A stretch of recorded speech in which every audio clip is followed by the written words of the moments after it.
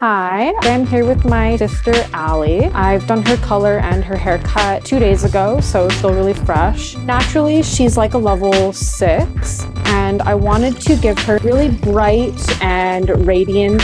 I lifted her with a high lift color from Goldwell using the 11 and 12 series because I wanted to really retain natural brightness from the pigment inside her hair. I finished her afterwards with a gloss from Illumine just to really seal that cuticle layer and give her a tone really perfected and complementary to her complexion. She has a little bit of pink undertone here, so I added some pink into her blonde just to give her really seamless with her complexion and her natural palette. Her haircut, I've just done a really simple one length just to give her a really strong perimeter that's going to look really well maintained and really healthy. Throughout the front, I just added a soft layer here that's just going to give her a little bit of shape, just open up the front of her hair a little bit. So today we're going to have some fun with styling. I just want her to look really polished, modernized, Betty Draper look. I want to have the texture a little bit more undone. So we're going to do just the classic Velcro roller set today.